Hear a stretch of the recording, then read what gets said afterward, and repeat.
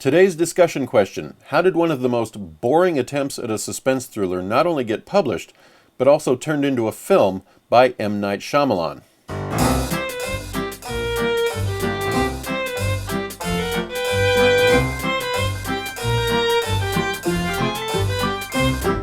When I came home from work last night, my wife was reading The Cabin at the End of the World, and I asked her, "Is it any good? Are you enjoying it?" And she said, "No."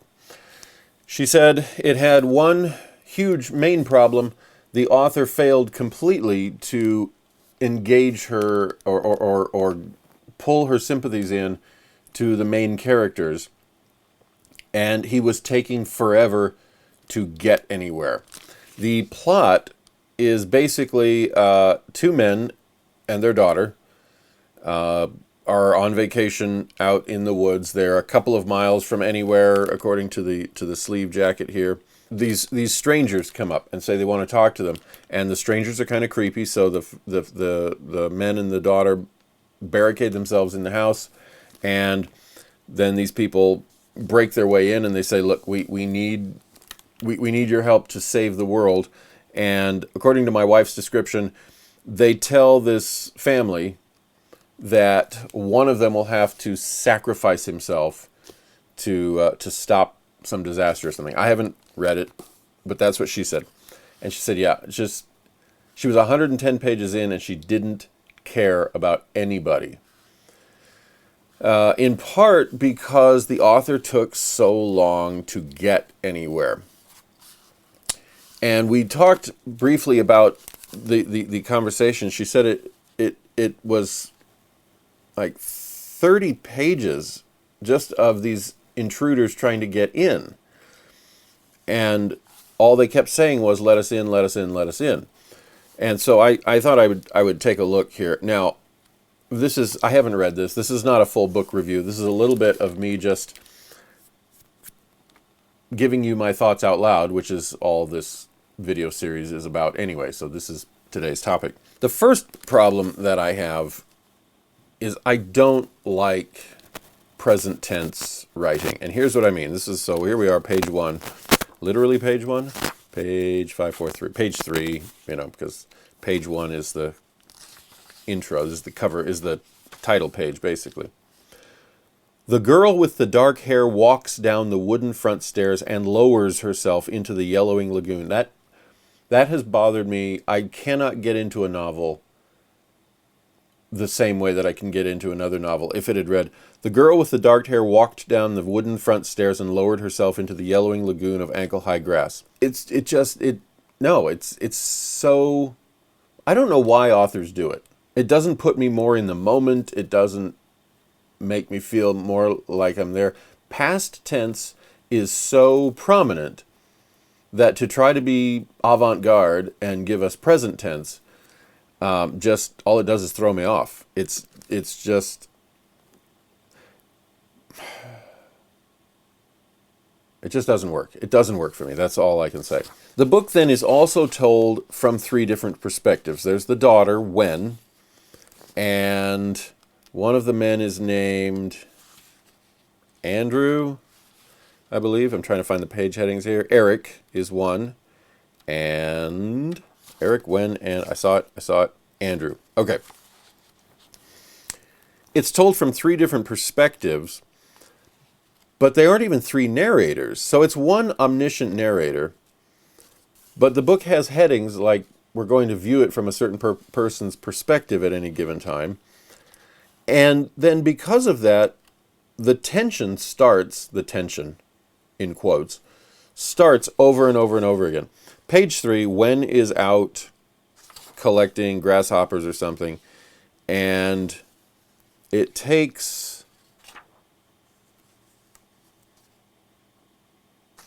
1, 2, 3, 4.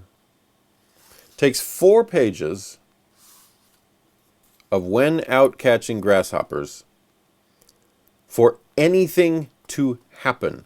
It's 4 pages in before, it must be 7 o'clock, excuse me. It takes 4 pages, correction, it takes 5 pages for anyone to start the plot.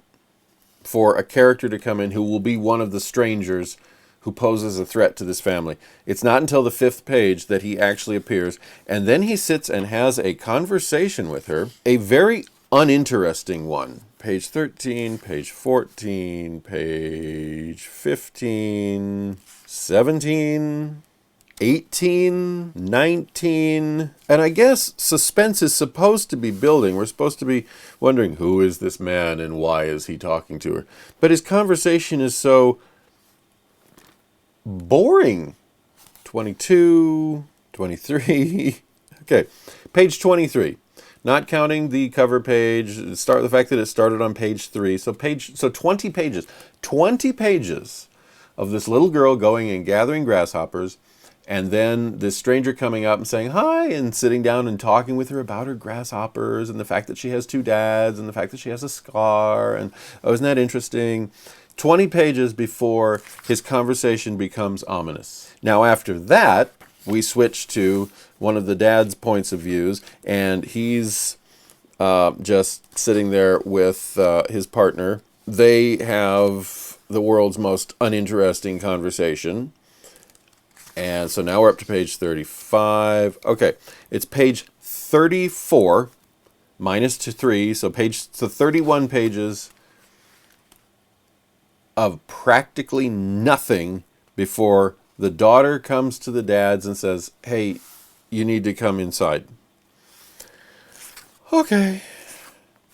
And then the guys have a conversation on the front porch with a man named Leonard, one of the people who will become a threat. They say they're calling the police. I'm up to page 45. And now they're going to start boarding up the house. They're going to get guns. It's just, and the men are outside saying, hey, we want to come in. And Stephen King, the Stephen King, who knows how to get my attention in the first 10 pages, says a tremendous book, thought-provoking and terrifying with tension that winds up like a chain. The Cabin at the End of the World is Paul Tremblay's personal best. It's that good. I have zero interest in reading it. I want to compare that to something like Dean Koontz's Velocity. And at the end of the 15th page, we are dropped into our hero's very confusing, frightening ordeal. And it has you going, oh, I got to take a look at that. 77 Shadow Street. We have, by page 10, you are already faced with what is going on. What just happened? Stephen King himself, The Institute. This is one I really enjoyed. Okay, in The Institute, it does take 46 pages to get to the character who will end up being our hero. But in those 46 pages, we are introduced very creatively so, with rich, wonderful dialogue and descriptions and such, to a character who will become important later.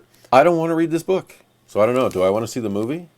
What are your thoughts on the film? Is it worth my time? I like M. Night Shyamalan, but if it's based on this drivel... Anyway, those are my thoughts for today. Thanks for watching Like You Care. I didn't introduce myself. I didn't do my usual. Hello, and welcome to Like You Care. I'm Brian Johnson. Hey, if you enjoyed today's very brief foray into pathetic literature, go ahead and hit the like button, the subscribe button, and the bell for notification on further uploads, which so far have been every day at 8:30 p.m. Pacific Standard Time since February 1st. All right, have a great day, and go read a good book.